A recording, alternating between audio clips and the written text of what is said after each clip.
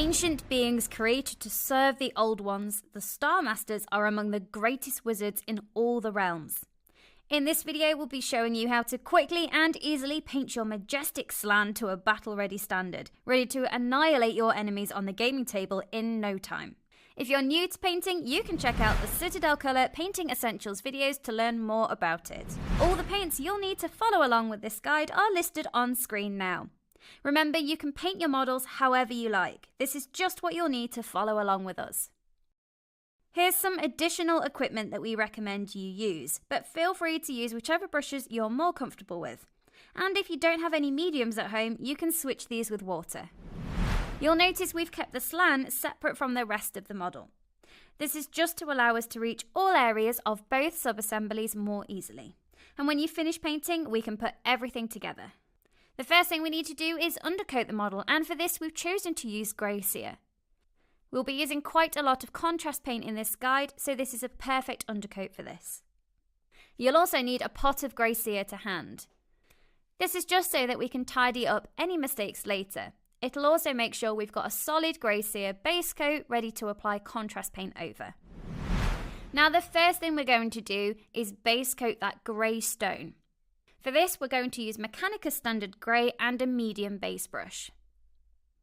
Now this is a large area, so this will take some time.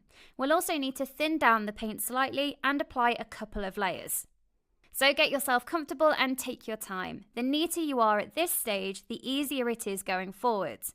As we'll be applying a lot of contrast paint, we'll need to tidy up those grey cere areas beforehand. This is the largest base coat we'll need to apply, as the contrast paint will work over the grey cere for most of the other areas.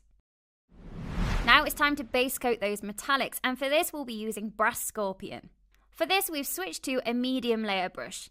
This is much smaller and it will give us more control of the paint, so that we're neater when we apply it. You might notice that this is a layer paint, but it is exactly the colour we're looking for, so we might just need to apply an extra layer. And when you've finished using metallics, it's always a good idea to change your paint water.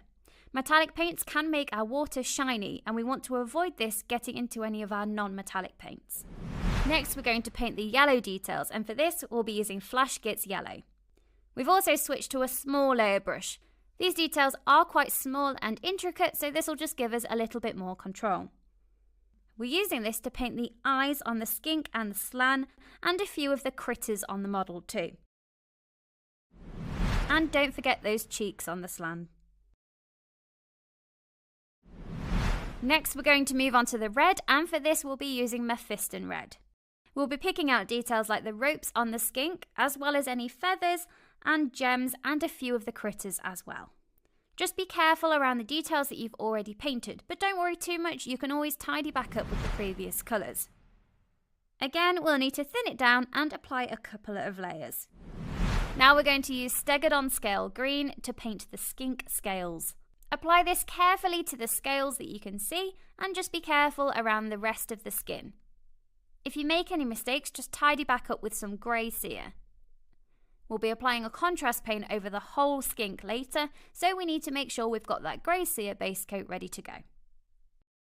Don't worry if your model's looking a little bit messy at this point. We'll soon be painting the rest of the details, and we've created the recipe in a way that allows the contrast paint to cover most of our mistakes. The only bits we need to worry about tidying up with grey cere are the areas we'll be applying a lighter contrast paint to later. Now we're going to move on to our first contrast paint, and this will be Wildwood. We'll be using this to pick out all of the wood and the branches and the soil on the base too. For this, we're using a medium shade brush where we can, and a small base brush where we need to be a little bit neater. This is a lovely dark colour for wood, and over grey cere we'll get some really nice natural highlights coming through. When you're using contrast paint, apply it heavily and neatly, working in small sections.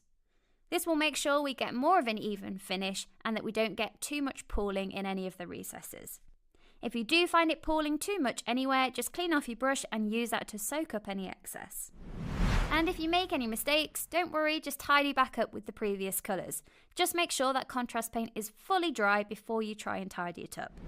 Now we're going to paint all the bone areas using Skeleton Horde. Apply this just like you did with the Wildwood, applying it heavily and neatly. Skeleton Horde will work really well over Grey Seer to get an ancient bone effect super quickly. This is perfect to adorn our Slan's throne. Now we're going to paint the moss with Striking Scorpion green. You'll notice on the box art that the moss has been painted to almost look like it's glowing, so applying this contrast paint straight over Grey Seer will help give us that effect. Next, we're going to paint the rest of the foliage using Creed Camo. We'll also be using this to paint the head of the Slan. Again, we can use a medium shade brush for some of the large areas and a small base brush for some of the smaller areas. This works really well as an alternative green, which helps break up all that plant life we see on the miniature. Now we're going to get that purple magical glow using Leviathan Purple. You can see that we're applying this to various areas of the miniature, and if you're ever unsure of which ones to pick out, you can refer back to the box art, or you can choose which areas to pick out yourself.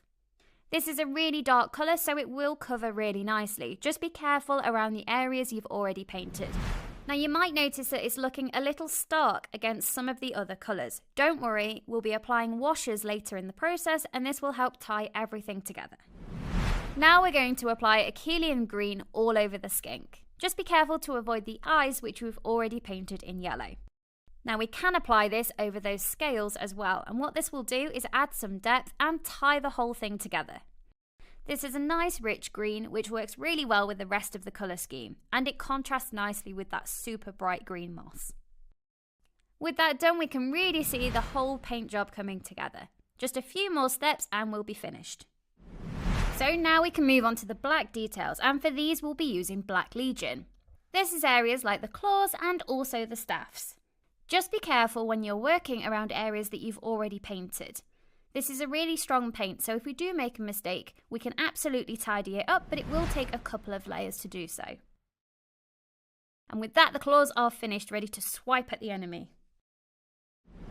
Now we're going to use Croak Green to shade the skin of the Slan. Now this is a shade paint, but it's got quite a strong pigment, and over Grey Seer it works really well. Using this will tint the surface of the skin and settle into the recesses to add some depth. This will give us that really nice slimy green skin effect. When you're applying this, work in small sections. This will just make sure the paint doesn't dry too quickly anywhere, as this could give us an inconsistent finish on the model. Apply it just like you do with contrast paint, heavily and neatly, and just being careful to control any excess pooling anywhere on the miniature. Next, it's time to shade the metallics, the yellow and the red, and for this we'll be using Agrex Earthshade. We'll be taking this straight from the pot to shade the metallics, and this will give us a really nice aged effect. For the yellow areas, we'll want to thin this down slightly, so if you've got Lamia Medium, use one part of that to thin it down. If you haven't, thin it down with some water instead. We're doing this so that the Agrex Earthshade doesn't overpower that nice bright yellow. Now it's time for the final shade, and this will really tie the whole thing together and finish it off. So we'll be using Norn Oil to shade over the stone. Norn Oil is quite subtle, so it's going to add some really nice depth to the recesses without tinting the flat surfaces too much. Again, apply it heavily and neatly, being careful to control the pooling. This is a really effective last stage. You'll see that it helps to tie all the colours together, especially where two different colours meet. And there we are, your Slan Star Master is finished, ready to wield the cosmic powers against any who threaten them. You can see that our model is based with Sterling Battlemire, and if you'd like to learn more about technical paints, you can check out our video all about them. For more tutorials, tips and tricks, you can head over to your local Warhammer store, where our amazing staff will be more than happy to help, or you can head on over to citadelcolour.com. Well, we hope you've enjoyed the video, and we'll see you next time. Bye!